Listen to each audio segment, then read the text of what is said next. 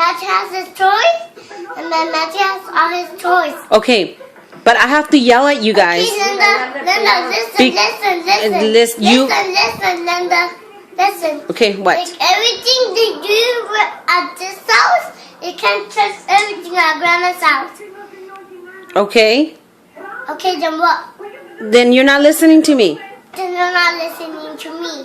I asked you not to do something. Linda, but listen to me. Look at, if you do something, if you get that bird thing off, you're gonna break it.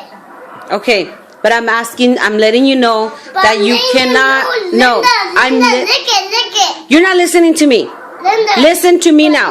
Listen to me now. Listen to me. No, you're not listening. I said no cupcakes, and you try to get cupcakes, and you try to ask Grandma. Linda, Didn't you? Linda, lick it. If you do something right out this, if you get close, you can't even get them. You're gonna burn your butt. What's gonna burn your butt? You and Kevin don't listen, so I have to give both of you guys pop-pows in your butt. But Linda, Grandpa's gonna give you pop-pows in your butt. No, he's not. Yeah. I have to. You don't want me to hit Kevin, or you don't want me to spank you? No. Why? Because anybody wants to spank me. Then I have to spank Kevin. But he's my little pop-pops. He's your little pop-ups, but he doesn't listen. But Linda, honey, look at this. Right now, you can't do anything if you can't get everything out of the wall. If you're gonna break everything down. I'm not breaking anything down. I'm just letting you know Linda, you cannot have cupcakes for dinner. Linda, like this thing, I never belong to you. Anything, you can't get anything and anything and anything. I'm done arguing with you. I'm not arguing with you. You need to listen to the things that I say because I'm the mom and I'm the Linda, adult. listen to me. All the time you get them, this thing, this thing, I'm done arguing with you. Linda, I'm done arguing with you.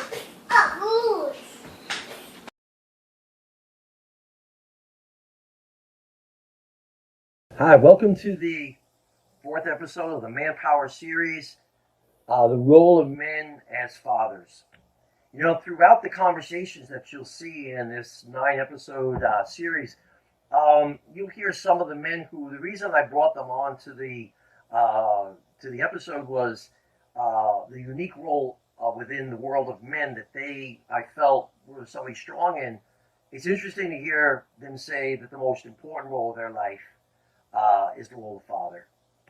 And it's because of what you have to do to be a father. Anybody can make a kid. Anybody can be a biological, bring up a kid in the world biologically. But to raise that child, to be their father, to be their daddy, I mean, that's something special. And it's something that a lot of men fail at. You know, I work with kids in jail every Friday. And everybody asks me, like, Tony, is there something that every kid's got in common? Besides the fact that they got themselves locked up and they're arrested and locked up and everything. And there actually is. How do I know that? Because when I go into the jail, who they'll give me first are the kids who got in fights that week. Because they figure that kid needs to be straightened out. You know, if you didn't know you're supposed to behave yourself in jail, and then you got to go back to the judge, and he's going to know you screwed up in jail, your punishment's going to be even worse. So they figure that kid needs to be talked to. And a kid will come in, and I'll ask him, so what are you pissed off about? I don't like the way that guard talks to me. That kid's been disrespecting me since he came in here. I'm like, okay. But what are you really mad about?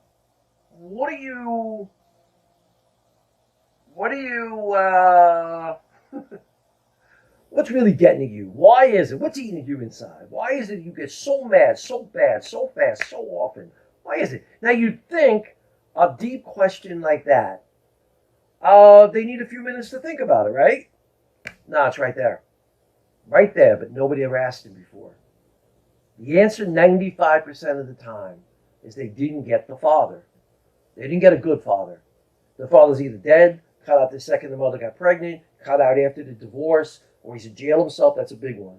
But maybe not. He could be right under their roof, but he's a drunk or a drug addict or he's violent or he's crazy or he's abusive. And you grow up like that. You know you got screwed, you got cheated. And those kids stop caring. And they start making stupid decisions. And then they find other guys that didn't get fathered either, and they join together and make gangs, and they ruin everything. So I know firsthand from my weekly ministry with youth who get themselves in serious trouble that the absence of the good father is a wound. The father wound, they say, is the biggest wound on the planet. I also, in my retreat ministry, work with girls who, the thing that hurts their heart is because every girl wants to be daddy's little girl. Every girl wants to feel like she's precious in her father's eyes. And a lot of men, they provide, they'll give that girl anything, but they don't know how to convey that preciousness to them that every girl searches for. And unfortunately, if a girl don't find it with her father, it's going to be starving within her, and she's going to be looking to find it any other way. So I know that the role of the father is key. And the father is the one who teaches the children who they are. Literally, the father is the one that gives the name for St. Joseph. The angel comes to Joseph and says, you will name him Jesus. And in my own family, my father gave me my name. My name comes from his father. In their family, it was a tradition that the first son named the first son after the father. And it was believed that they would live on through somebody in the world that, had their name, that their name continued in this world. And that was a great honor to my grandpa. That's how I got my name. I think in my family, I'm the oldest of 9. I think my father was the one that gave the names to the boys. My brother Frank, born a year after me, he's named after my father's brother and also another brother of his that had passed away. My brother Nick was named after his brother Nick. My brother Joe is named after St. Joseph, of course. And my brother Tommy is named after my mother's father. So I think my mother got to name the girls. But the naming of the child is what the father does. And the whole thing of what is the ultimate name a child has? A beloved. I wrote this book named Mijo. It's Spanish for my son, and it's a very tender and affectionate way of saying you're mine. And the ultimate label a young man has, a man has, is God's son, God's beloved son. And a father teaches that or doesn't teach that. And I hope all the men watching this, if you're a young man and you get to be a dad someday, I hope that you keep this somewhere in your heart of knowing what your real job is. And if you're a father already, take a look at. It's good to provide what they need. You have to do that. You have to give them the roof over their head, the food on the table, the educational opportunities, the full growth of them in every other way too. But the thing God's going to hold you accountable for at the end of your life is, did you do everything you could so that they'll be ready to meet me someday? And they watch us. This segment opens with little Mateo, that little boy who is being filmed by his mother as she yells at him. But it's so cute and adorable the way he, comes back and forth with her. But what he's doing is modeling his father. His father. You could see those words just coming out of his dad at some point when his mother and father were having a discussion or argument or whatever. And he knew to throw those things in that way. And their sons are always watching their fathers. Okay, they're learning how to be a man by watching their father. So I'm hoping that this whole video series makes every father and father-to-be watching this a motivation to truly be that role model for your family. And you are, as the father, the head of the family. Joseph was the head of the family. And maybe some men are watching this saying, but I'm not the holiest guy in the family. Well, neither was Joseph. Okay?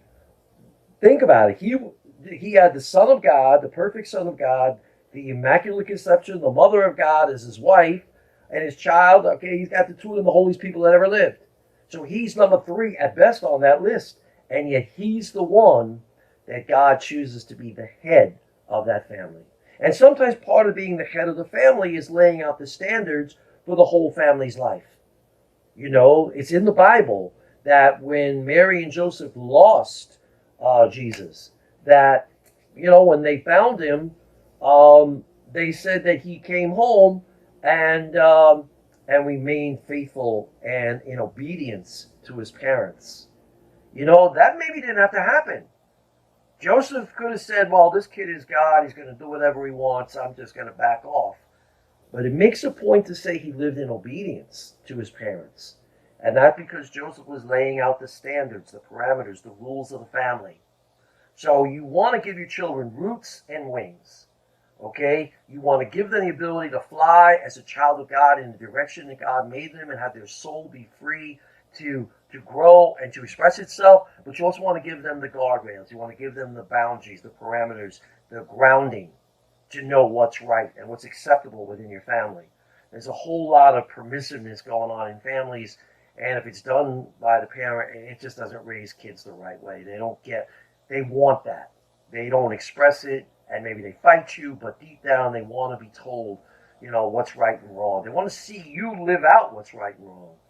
You know, I always feel like on the retreats that I do, there are so many kids that lament of having to watch their parents not being their best selves, you know, cheating on each other, fighting, drinking, drugging. You know, just nobody wants to see that. No. Nobody wants to see that at all. There is a special power that is unleashed when a man models God the Father for his children and also prays for and with his children. Okay? Now, I just have a lot to say, but I have yet never been a biological father. Okay? I have never raised a kid as a father. I've been a spiritual godfather for thousands and thousands of young people, but that role I never had. So for the conversation in this video, I wanted you to enjoy a conversation of me and my 2 brothers who actually are fathers and pretty cool fathers. So I hope you will enjoy that, and I hope that you will also always know that even though you're always a work in progress yourself, that God can work through you. Even if you didn't get a good father, one of the greatest thrills you ever get is to give someone else what you yourself didn't get but would have liked. And you could do that. Okay, God bless you, brothers. Take care.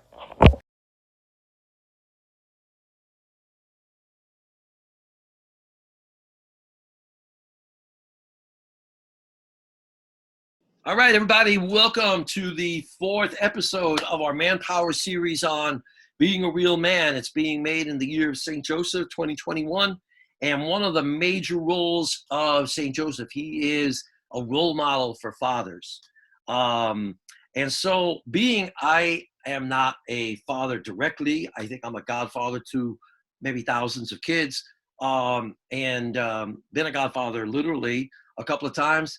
I'm not a biological father as far as raising kids the way a father does, but my brothers are. And they are both not just fathers, they're amazing fathers, the way they've raised their kids. I'm so proud, you know, of them and the work they did. So I thought for this episode, for young men watching this and men of all ages that are looking for some inspiration, I'm going to pass it off to my brothers. Maybe talk about that unique perspective of the greatest blessing of being a father.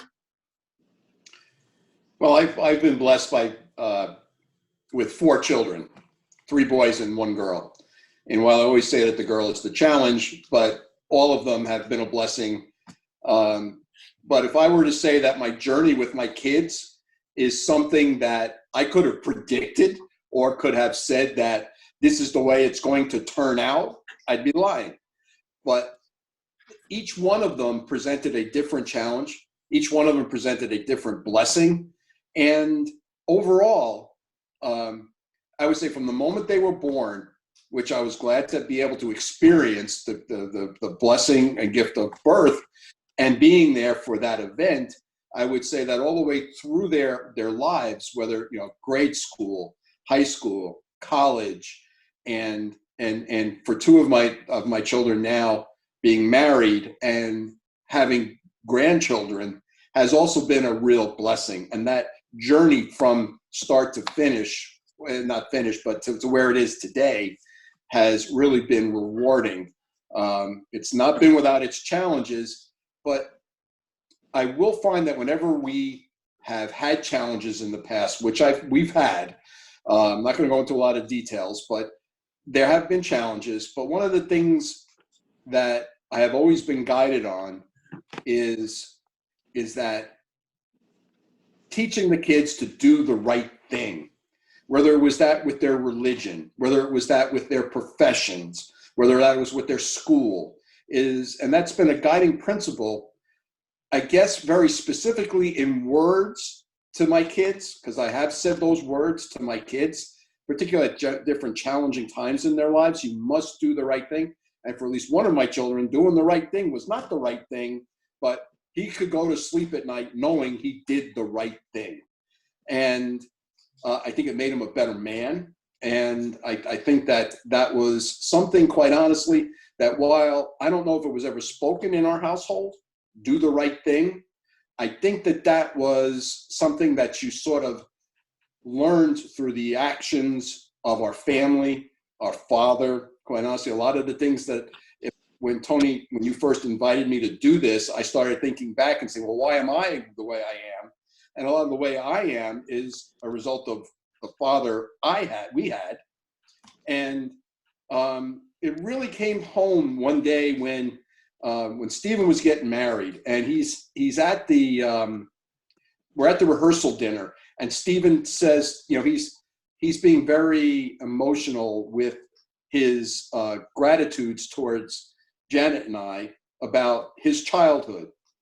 And one of the things that he said has never left me. And he said, Dad, one of the things you've taught me is that anything worth doing is worth doing right. And that, quite honestly, whether it was that was something that when I thought about it, and you said something, Tony, that's something that stuck with me. But it's also something that I learned from Dad. Okay, anything worth doing, and he said, you know what, whether it was working as the president of the baseball league, whether it was working with children with special needs, whether it was Cub Scouts or coaching or whatever, anything worth doing was worth doing right. And I can remember that Dad was always the one who took us to church. Okay, so we had that foundation.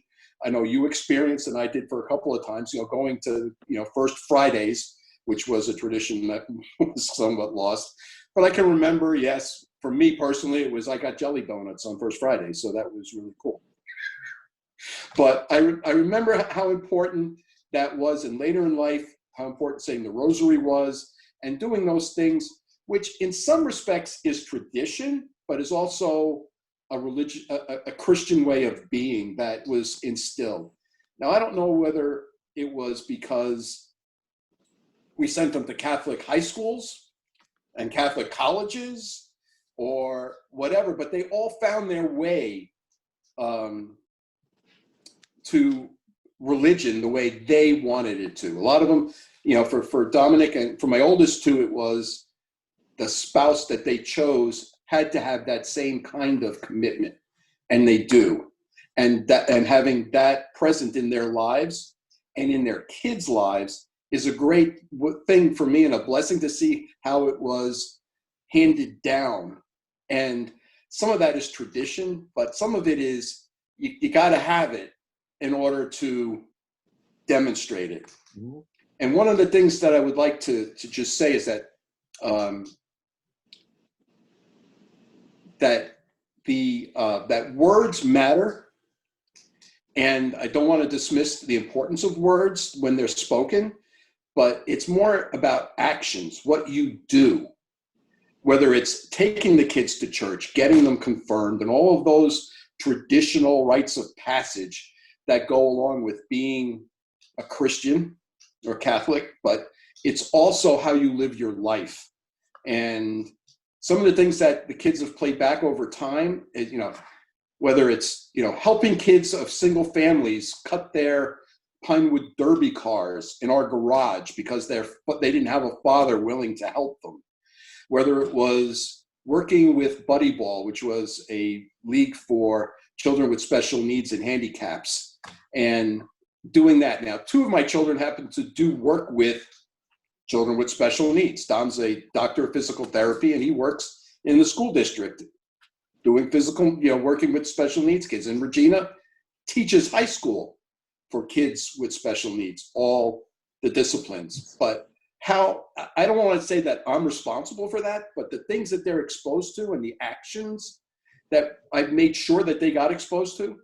I mean, yes, I showed them how to play sports and play golf and all that other good stuff that I thought was important for them as well. But doing those things, whether it was getting up at 4 o'clock in the morning or 5 o'clock in the morning on a Sunday to go line the baseball field so that I could still, for these kids, and I could still go play golf at 6:30 with my buddies, because that's what we did.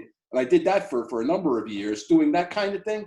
I think, while I want to pump my own chest and say, well, that's why they did it, but to me, that was important. And I think some of those things helped get them focused. And quite honestly, to see the way they've lived their lives and where they are is the biggest blessing that I think I could have right now. So I don't know if that helps you, Tony, or if you want to ask me questions or. No, Tommy. I want you to give Tommy a chance. Okay. No. Well, But I what love that does. I love what you said, Frank. I love what you said about how you open doors for them to cultivate the spiritual side of life. And I have to say, including in that, is you made sure your kids all came on the mission trips with me. Every Right. one of them came with me on a trip to the Navajo Nation. Several came with me to Nicaragua.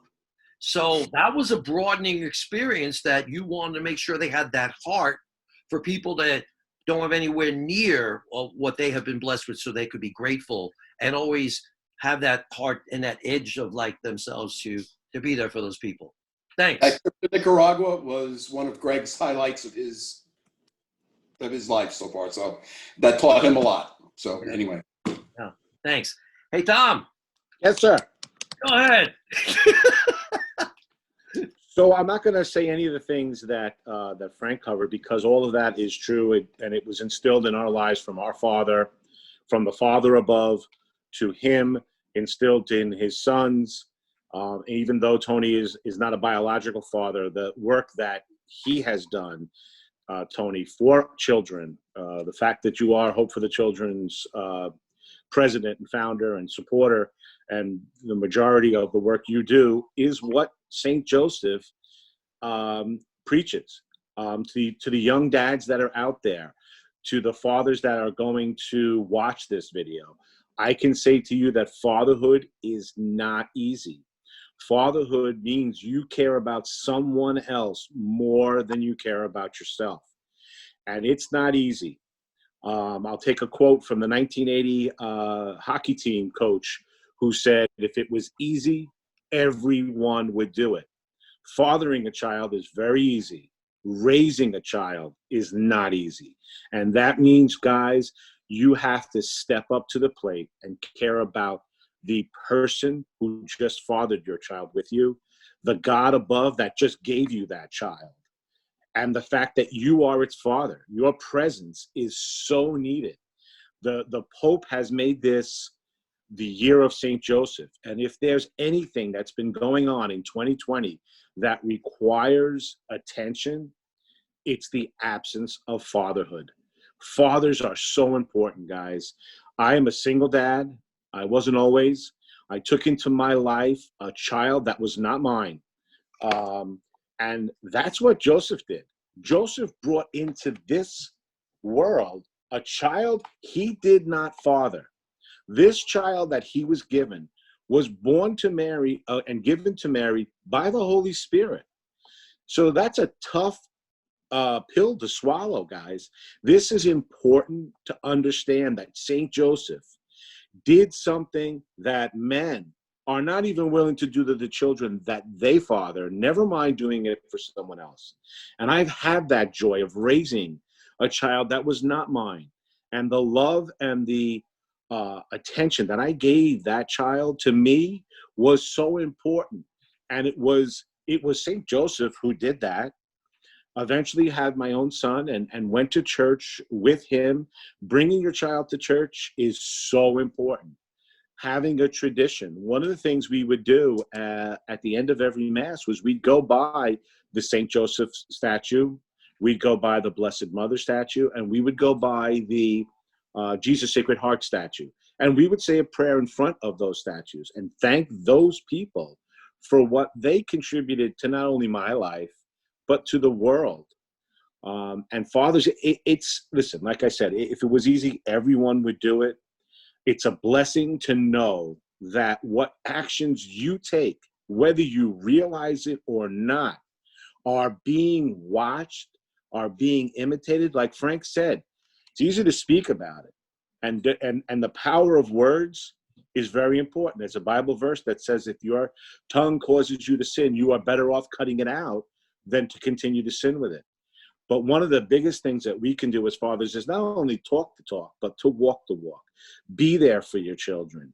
Be there for your spouse who gave you that child. Because there is no greater joy in this world than being a father. There really isn't. First becomes you being a husband, and then becomes you being a father. These are the single most important jobs as men we will ever have.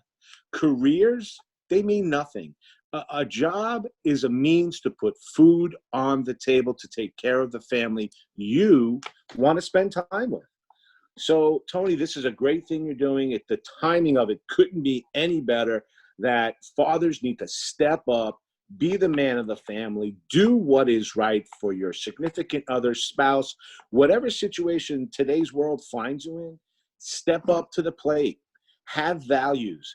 Teach your children those values. Going to church is so important, but recognizing the fact that in that church, and it doesn't matter what church you go to, the fact that Jesus, look what he did for us. And you look at the fact that what did we do to him? And he forgave us. Guys, forgiveness of whatever wrong you had in your life, whether it be something your father said or did, an example of your father that you really don't want to be, because I see that a lot in the guys I work with. They had a father who did or said or was an alcoholic or was drug addicted, didn't treat his mother right, and they try and strive not to be that way, but they take it to the other extreme. Remember one thing, fathers, that life is not black, life is not white. Life is mostly gray, and you have to develop those skills as a dad now, because there's people counting on you. Whether you have a beautiful daughter, a beautiful son, whatever gift God's given you, you have to go out there and make it a better place for them. Now, Frank said it very well. The blessings that him and I, as fathers, have been given to see children turn out to be right, to have them be healthy, have them have picked spouses that are in the same category of religion and God. You know, everybody says, I mean, we go to church and we listen. And the most important, there are two important parts of Mass for me. One is the reading of the gospel and what does it mean? When the church priest or the deacon gives their sermon, what is it that we take out of it? Okay? What is it that we learn? And today I'm just going to talk quickly about it because it has to do with St. Joseph. And it's about the call that the apostles got today. The apostles, Jesus said, come with me. You are no longer fishers of fish. You will be fishers of men.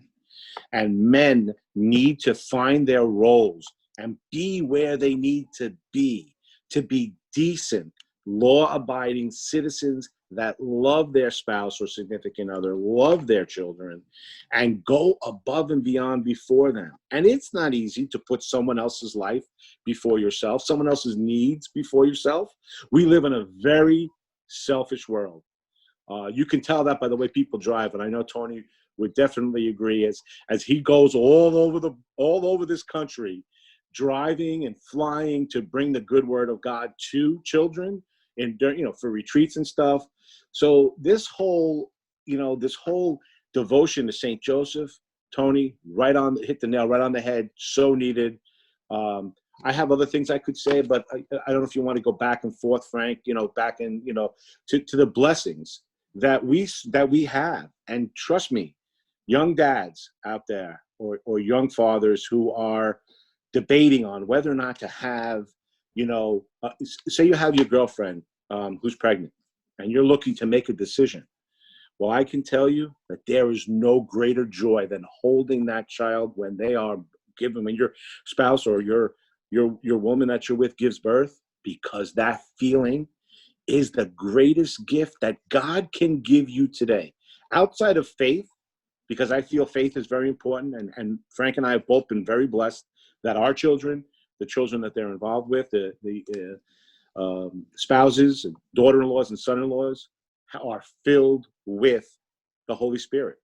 And you guys, there is no greater joy. I am telling you right now, as sure as I am on this video conference, and I'm sure Frank would say the same thing, that joy of holding that child after they're born, booyah, the biggest thing you could imagine, that God had just given you that gift.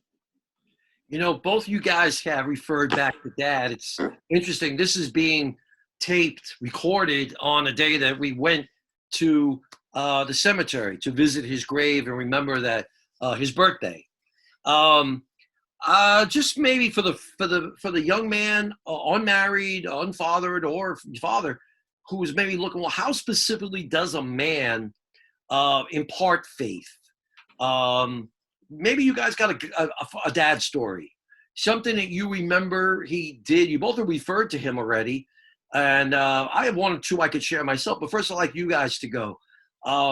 Is there something that stood out of how Dad made a point? His actions showed you something about what it means to be a man of God. So I'll take that real quick, Frank, before I forget, because things are tough these days. We forget things easily. I'll share the story, and it's really cool because we were discussing this before we got on. Everyone finds faith at a different point in their life. For me, it was not when I was young, and that's why it's important that my son, who's 21 right now, TJ has an incredible relationship with God and his family, that I couldn't be more blessed. And he tells me all the time, it's because of what I did, but because of what I did is what Dad did, my father, his grandfather. And I'll tell you this, it had to do with the rosary. It had to do with him praying. I took my dad for the first time ever, after having been retired and working 3 jobs and raising 9 children, I took him to a casino. And we were in the casino, and I was beside myself when at night, as we were going to bed, he took out his rosary beads and asked me to say the rosary. Even when he was on a vacation, even when we were away, his devotion to Jesus, the Blessed Mother especially, was there. And that's something I will never forget. It made me, when I got older and when my son was born, to take trips to my mom's house and my dad's house and do the rosary with my mother and father. So to say that Dad instilled that in me, I say it every day going to work. I say it on the way home. Anytime I have free time, even if I don't get through all 50 decades, I say at least one to do that. So my father instilled going to church and instilled the rosary. And that was a memory I will never forget. And that explains why he was so lucky at the card table. Yes, very true. You couldn't beat that man. He was unbelievable. Oh, that's correct. I didn't say he was a fisher of men for nothing. Exactly. Correct. He was the great fisherman. Well, I've got a very similar story, Tommy. There are three things I would just bring up. One, I think I mentioned before, was the fact that he was the one who took us to church. Mom managed the house because there was always little ones at home and it had to be real little ones. But he was the one who always took us to church. And that has always stuck with me, that was something we did. And then we go to the Italian deli, we get the loaves and the salami and the pepperoni and bring it home. So yes, there was religion, but there was always food. And so somehow that always came together. But that was one. And then very similar to the casino story. We used to take Dad to at least twice, I think maybe 3 times. We took him to baseball tournaments that Stephen happened to play on a very good baseball team, and we traveled, across the Northeast playing baseball. And in a couple of tournaments, we would bring Dad, and he'd stay in his hotel room, and we would go to his hotel room, and he insisted we'd say the rosary at night, and the kids would come with me to his room, and we'd say the rosary, and that was very cool. And the other thing I'll say is that I don't know if you guys knew this, but Dad did a novena before he proposed to Mom. He did that so that he knew this was the right thing to do. Okay, so those I guess that, in addition to the fact that when Mom had her accident, the only thing that really brought him to closure, I don't know if you remember this, but we went back to the house after things had calmed down a little bit, and we said the rosary at the table. That, as a family, that was some of the things that he instilled. Now, I probably don't play the rosary as often as I should, but that exposure of my kids to what he did for me was important, and the kids got to experience that too. Yeah. Yeah. So with that in mind, there was another thing I want to take away from that. And I never for the life of me understood why he did it. And you'll both remember this. Every time he passed the church, he would make the sign of the cross. Right. Every single time. Never knew why he did it. You want to know why? And he would go like that. And then I learned, after I found Jesus in my life and made him the highest priority, was that you do that to show respect for the fact that in each side of every church, Jesus is present inside the Eucharist, inside the tabernacle. And I never knew that. And he would do it passing Chaminade High School. And I'm like, Dad, okay, what's in there? And he's like, they have a chapel. There's a chapel. And inside the chapel, there was Jesus. So I have to say that was, a very important thing that I got out of my father, that I do to this day. And people look at me and say, what are you doing? And I explain to them that's why that's important. Well, I guess Corpus Christi failed you in your grade school education. That's where I learned it. But the one thing he also did do, he never threw out bread. For the same reason, he said the Eucharist is made out of bread. You never throw out bread. Right. He never threw out anything. He could man could recycle anything. As I was thinking of like throwing that question out to you guys, and I was thinking how I would answer it myself, it's just ironic because St. Joseph, there's not one word of him speaking in the whole Bible. And yet he was constantly speaking by his actions. And when it comes to the things of God that I remember from Dad, it's always those unspoken things. How he would come home from work with his lunch bag. He'd get dropped off from work, walk up the driveway with a big smile to see the kids and give us a big kiss. Not much was said. He would never ask, how was your day? What's new? What's going on? He would go inside and Mom would fill him in on what had gone on. But but he didn't say much. But the kiss in his eyes, you could see that kissing his child, who he had just finished working all day for, it meant something. I remember as a little kid waking up one night when he came home from his night job. I don't know, Frank, maybe you ever once caught him, but I woke up and he had come in from a night job and he was going over each of the bunk beds, over each of the kids, making the sign of the cross. He did that in the morning when he left too. Yes, I was just going to say that. You beat me to it, Tony. Oh, I was never awake in the morning. He used to make you breakfast too. I never got any of that. I was never awake. But you know what? I asked Mom the next day. I said, I had to ask, is Dad like a priest? Because he was blessing us the way the priest does. And she said, yeah, he does that she does that every day. And, you talk about him passing a church, making the sign of the cross.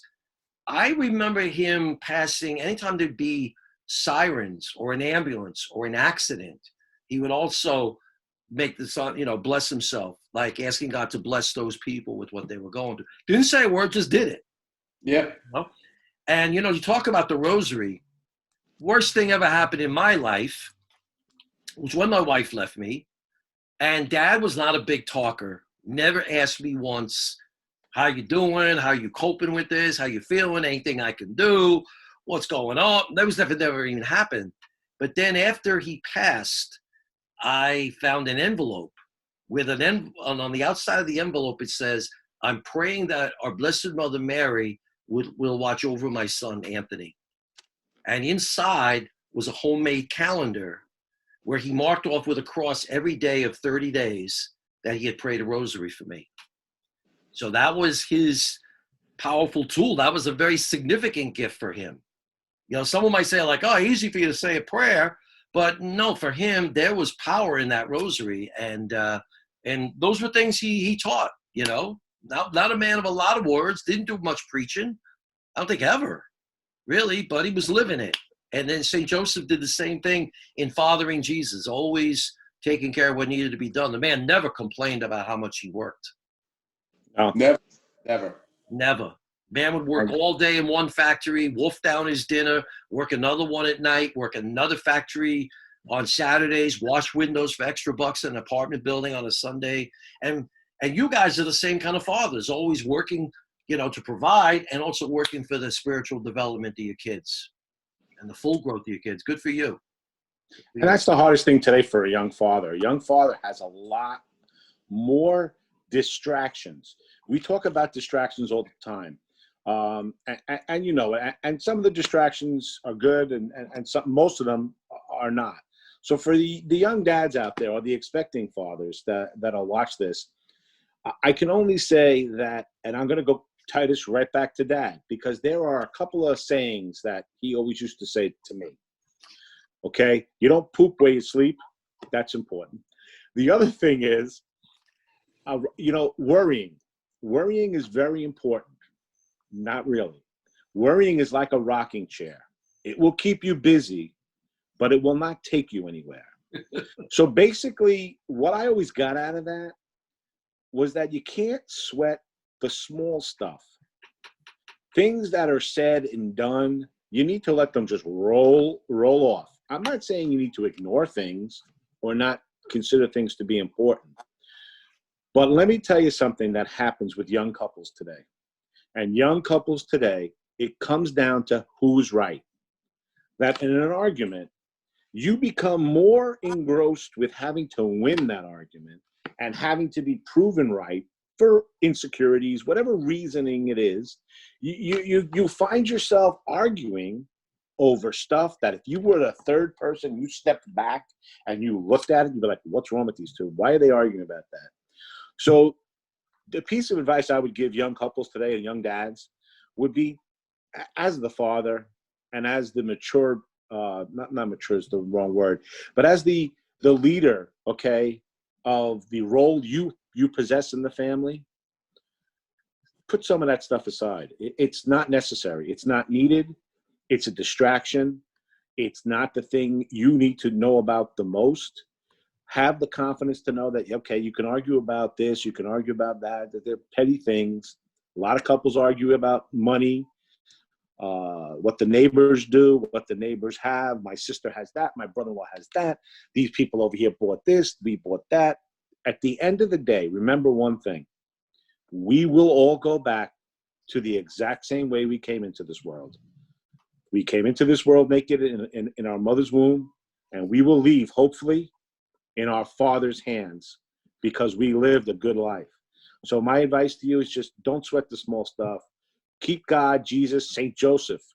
Very underrated as a saint, very underrated as someone who we should be looking up to. There's not a lot of talk about St. Joseph, but he had the most difficult job in the world. He had to protect God's son here on earth. No easy task.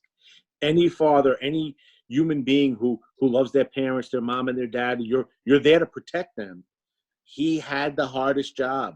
He had to listen to angels. He had to listen to instinct. He had to listen to direction given to him to protect his son, the living God. No easy task. So when you think you have a bad day, think about the kind of days that that man had to have. From traveling, from Nazareth to Bethlehem to give birth because he had to register for the census. And then, hey, he had to get out of Dodge after his wife gave birth in a stable. I mean, which crib do we want to buy? Which blanket do we want to have? Straw, barely a cloth to wrap him in, put him inside of a manger. Very, very difficult coming into this life. But the point of that entry into our life is that we need to be humble. We don't need to be caught up in I got to have this, I got to have that, I got to have this. Because you are going to leave the same way the world. I am, Tony and Frank are going to leave this world with nothing. And the only thing we can remember and take with us is our souls, what we did, how we acted, and what did we leave behind in the heart and soul of the people that are remaining on the earth when we go. Very important. Joseph had a really tough job. It was not easy. It was not easy. Every day you think you're having a bad day, think about what that man had to go through and to protect the son of our Lord. And that's why he's such a great friend to have in heaven for anybody who is a father in any kind of way. And anytime you feel like you're not worthy, every time you feel like you don't know what the heck you're doing, I mean, he totally is the great one to turn to. Think about it. In the Holy Family, he's the least holy of the three. His job was to take care of the Mother of God and the Son of God. And he knows who they are. And he's like, but God gave me this job, and he did it. And I think he gets a kick out of helping us do it whenever we feel the difficulty of the challenge and all that. What a great friend to have, to, like you say, knows exactly what it's about and is a great friend to turn to. Hey, Frank, I'm going to let you have the last word. Well, I can't disagree with anything you guys have said. I agree with it all. The only thing I would just add on to the difficulties is that, and you both sort of touched on it, is that whether it's arguments you're having or whether it's other people saying stuff or what to do next, because is listen. Listen is one of the things, Tony, I remember you taught us way back when, before Janet and I even got married or before dating, was the skill of active listening. That if you can do that, whether it's your own heart, whether it's the homily, Tommy, like you said, or whether it's what the other person is saying, that has always served me well in life, is to listen. Is that you can say, you can do, but listening is there too, especially in times that are tough. Yeah. And on that, Frank, one last quote from Dad. You cannot hear when your lips are moving. Dad always used to say that. You're obviously not listening, and you're obviously not paying attention when your lips are moving. Dad always said that? To me, Yeah. he did. He's another Yogi Berra. No wonder he loved Yogi Berra so much. You should write down all the sayings Dad had, But yeah, that's exactly it. The father is, not without, belittling women's role at all, but the father is the head of the family. And in order as the head or leader of anything to know what you're dealing with and what's the right thing to do, you got to listen first. What is the reality you're dealing with before you jump in with assumptions and other scenarios? And you're absolutely right. What a key thing. And Joseph isn't saying nothing, but man, he was listening. Man, That's what struck me when you said that. As men, though, Tony, let me tell you an inherent flaw in myself. Men. We don't have enough time for that, Tom. It's only an hour show. No, one of the things all men try to do is we try to fix things. That's what we do. Yeah. We are out there to fix things. And sometimes, guys, just listening is all we have to do, because the solution sometimes will present itself. So what Frank said, what Tony said, very true. Listening is so important, because sometimes no actions are needed. just someone to have them ring a sounding board off of you, or just listening to your spouse, wife, or significant other, that it is just something you need to listen to. You can stay out of trouble that way, right, Frank? Yep. Well, I'll also say that's one of the reasons why I love being involved with my kids all the time, is because I could drive them to sporting events and different things. You'd be surprised what you can listen to. Mm-hmm. Yeah. That's that quality time there. That quality time. Okay. Listen, boy, I enjoyed this. I'm sure any guy of any age is going to watch is going to enjoy it. But I'm really blessed to have these two brothers, and the other two brothers too. But I want to thank you for being part of this. I think you can make a big difference through this. So I love you guys. Thank you. Thank you. Love you too. You, and thanks again for doing this. love you too, Tony. Love you too. Okay. Take care.